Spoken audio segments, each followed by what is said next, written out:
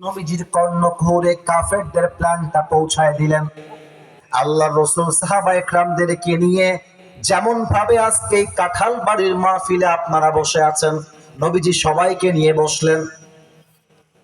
নবীজি ডাক দিয়ে বলছেন, কার কাছে কি প্ল্যান আছে তোমরা আমাকে বলো, তোমাদের বুদ্ধি অনুযায়ী আমি নবীজি কাজ করতে চাই। এক সাহাবী দাঁড়িয়ে গিয়েছে, নাম হচ্ছে সালমান ফার্সি রাদিয়াল্লাহু তাআলা আনহু।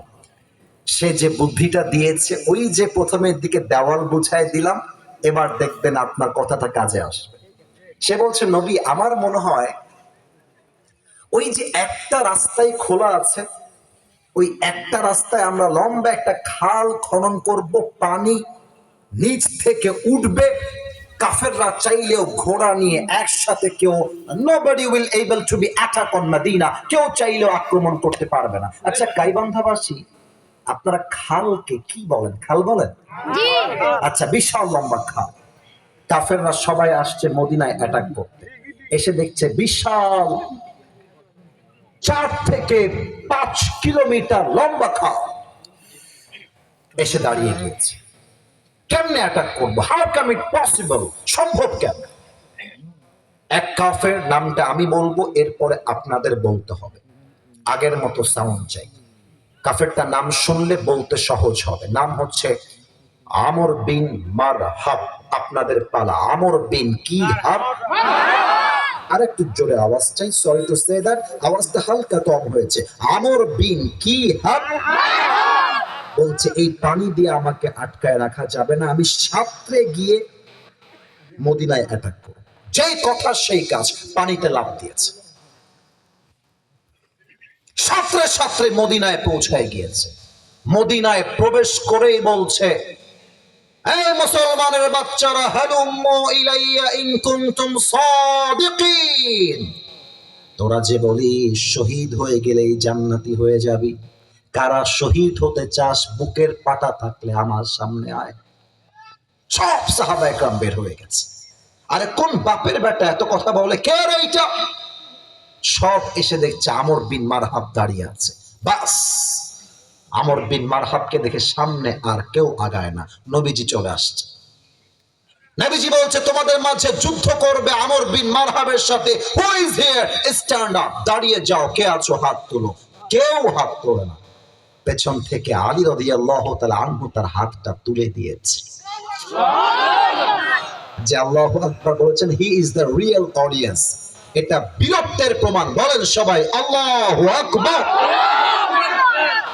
নবীজি বলছে, আলী আমি যদি আরবিটা তর্জমা করি আপনারা হাসবেন, তবুও আমি বলবো, কারণ আমাকে হাদিসের ব্যাখ্যাটা করতে হবে। নবীজি বলছে, ইজলিস ফাইন্নাকা লা তাযালু হাদিসাস সিন্নি। যদি আমি বাংলাতে মজা করে তর্জমা করি, নবীজির ব্যাপারটা হচ্ছে এইরকম, সোনামণি নতুন নতুন বসে। নবীজি বোঝাচ্ছে, আলী তোমার বয়স কম, আর তোমার চাইতে বয়স্ক সাহাবীরা আছে, তারা হাত তুলবে, তুমি বসো। বসো। আলী বসে গেছে। এবার আমর বিন মারহাব দ্বিতীয়বার ডাক দিয়েছে, বলছে, কিরে বুকের পাটা শেষ হয়ে গেল, ইমান শেষ হয়ে গেল, শহীদ তামান্না মরে গেল, আরে কোন বাপের বেটা আছিস, দাঁড়াস না কেন? নবীজি বলছে, কে আছে দাঁড়াও। কেউ হাত তুলে না। আবারও আলী রাদিয়াল্লাহু তাআলা আনহু তার ডান হাতটা তুলে দিয়েছে। নবীজি বলছে, আলী তুমি বসো, তুমি বাচ্চা নতুন, তুমি বয়সে কম, বসো। আলী বসে গেছে। কিন্তু গাইবান্ধাবাসী একটা প্রবাদ বাক্য আছে না, ছোট মরিচে ঝাল বেশি। একদম জায়গা মতো ধরে ফেলেছেন আপনারা, ছোট মরিচের ঝাল বেশি। আলী আবারও চান্স পাচ্ছে না, বসে গেছে। কিন্তু 3 নাম্বার বেলায় আমর বিন মারহাব খুব বাজে ভাষায় কথা বলেছে, খুব বাজে ভাষা।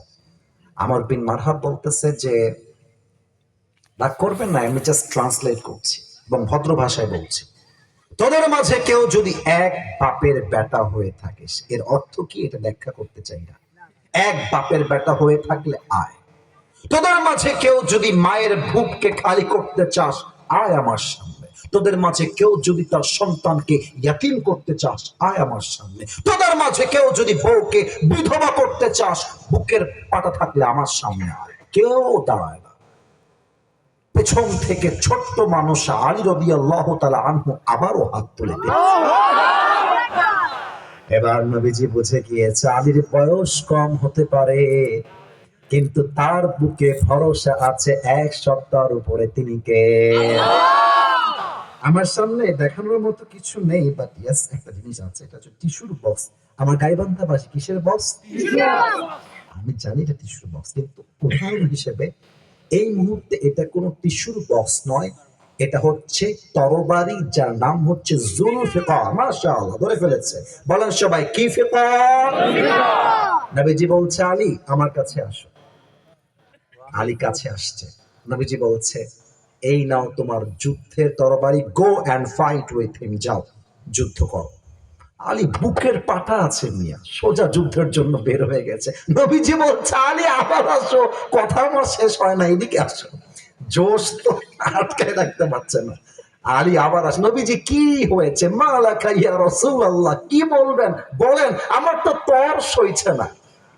নবীজি বলছে আলী ইযহাব ফাইন্নাল্লাহা মাআকা, যুদ্ধ করতে যাচ্ছ ভালো কথা, কিন্তু যদি তোমার মনে হয় আরে আমি তো একা আসলাম, আমার লগে তো কেউ নাই, আরে আমি তো একা হয়ে গেলাম, আলী মাথায় রাখবা আমি নবী তোমারে বলে দিলাম তুমি একা নও, তোমার সঙ্গে আছে একজন। তিনি কে? এবার আলী রাদিয়াল্লাহু তাআলা আনহু বুকের পাটা উঁচু করে হাঁটতে হাঁটতে আমর বিন মারহাবের সামনে দাঁড়ায় গেছে।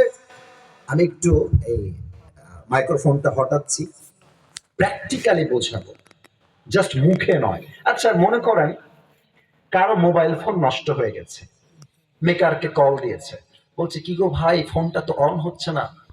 তো মেকার সাহেব বলছে ফোনের ব্যাক পার্ট খোলেন, ভেতরে অমুক জায়গায় সিম আছে, সিমের নিচে মেশিন আছে, ওইটা খোলেন, তার পাশে ছোট্ট একটা বল্টু আছে, খোলেন। বলতে আছে, দেখবেন লোকটা বাধ্য হয়ে বলবে ভাই আমাকে দিয়ে হবে না, আপনি নিজে এসে দেখিয়ে দিয়ে যান।